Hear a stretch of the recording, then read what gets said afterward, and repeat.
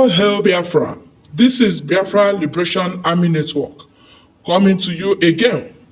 Please do subscribe, like, share, and comment. My people, wonder shall never end.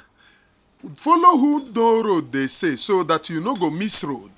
Now, the self-referendum being organized by Biafra Republic government in exile. Many people don't they come out now.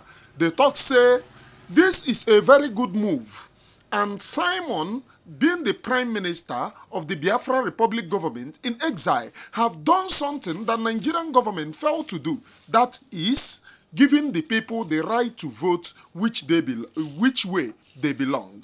And people are saying Nigerian government have lost its legitimacy because they refuse to give the innocent people right to vote for where they belong to. And they are saying the 50 million Biafra people that voted is authentic. And people are saying, in Nigerian news, they are saying if Nigeria said that they did not accept the referendum, they should organize their own. Because what Mazi Simon Ekpa have done is the right path, giving the people the right. And according to analysis here, they said that this have been something that they have been saying, that they should grant people the right to vote for where they belong, which Nigeria refused. Now, the person that they call terrorist, the person that they call the outlaw, have given that right to the people, and they have voted. And if you watch this video closely, they are asking these people, is the 50 million authentic? The man said yes. If the government said no, they should grant the people the right to vote. They should grant the people the right. This is what I have been saying. Follow who know road so that you no go miss. So that you no go be when wind the blow. Wind go carry you. When you follow who know road, you no go miss road. Now, you no get anywhere where Nigerian government go take do them. This 50 million Biafra people that have voted is something on the table. And anywhere that they are going, saying violence or anything, they will tell them, but 50 million have voted in support of him. Now, Nigerian government will be like, oh, no, it is not true. Oh, no, it is not lie. What they will be telling the criminal enterprise called Nigerian government is to vote. What is your analysis? If you said that what he said is lie, then what is your analysis? Have you conducted your own referendum to check if the people have voted for the freedom? And this is a very good step at the right path.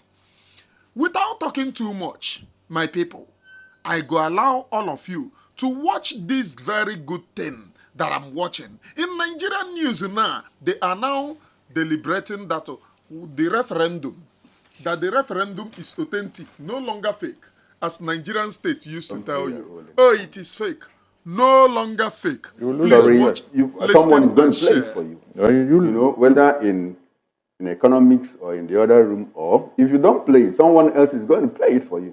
That is what it is. That is life. So, like Barrister Gomo said, clearly what is happening in the Southeast is the inaction of the federal government. Is the inaction of the federal government.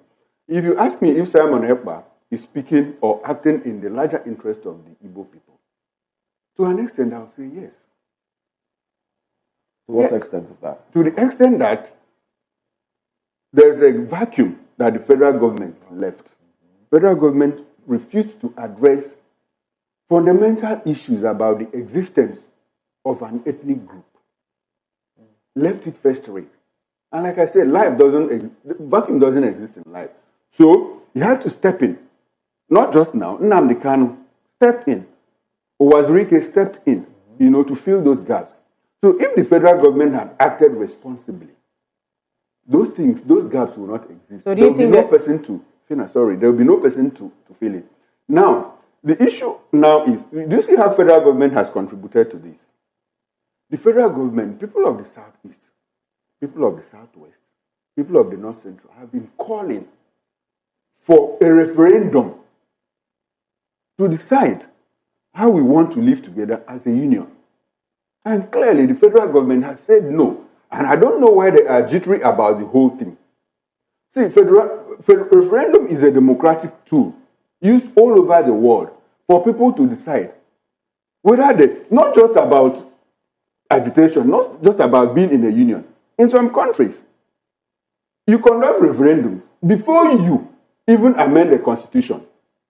You conduct referendum before you take one issue that people feel, look, the representatives cannot, it is not enough for them to decide on those issues. So you throw it open, referendum, plebiscite, and all of that. All over the world. You had Brexit in 2016. You had the Scotland vote in 2014.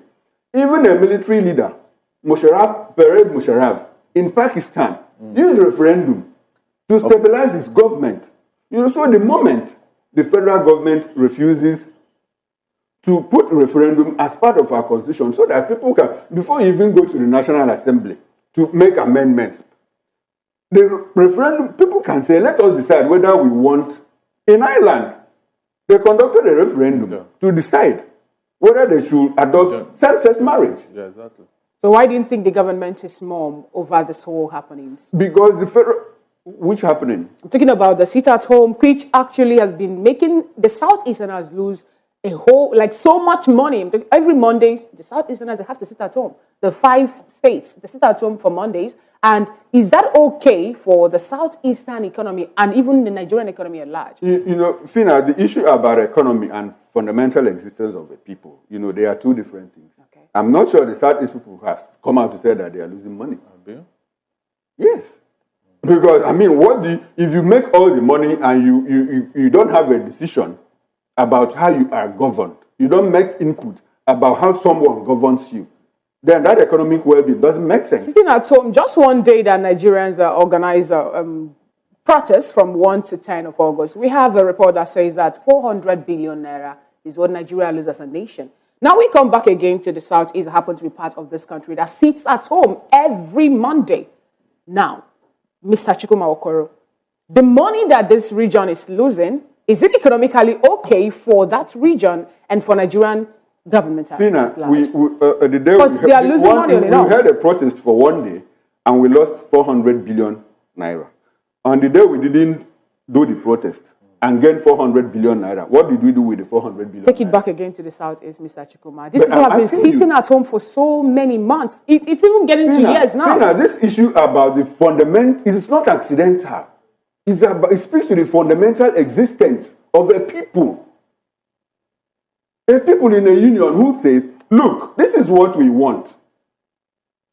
This is what we want. So now that we have Simon Ekpa talking about how 50 million people have voted for a referendum, self-rule for Biafra, Mr. Chukwuma, do you think that this vote or this result that Simon Ekpa projected will actually speak to the Nigerian government? You see, the referendum conducted by Simon Ekpa, I don't know how he conducted it. I didn't vote.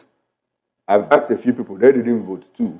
Okay. So how it will affect, see, the thing about it is that the tension in the land, when it keeps rising like this and government keeps ignoring it, and I also say that in countries that have unraveled, it is because the government at the center refuse to listen to the yearnings and aspirations of the people, the demands of the people. The government could be having its way every other day, but it will get to a point where this conflict will spin out of control. And when it spins out of control, what do you have? You have war, you have anarchy and all of that. And nobody wants to travel that route again. Nobody wants to travel that route again. So beyond this, what I expect the government to do, look, put in referendum as an article in our constitution.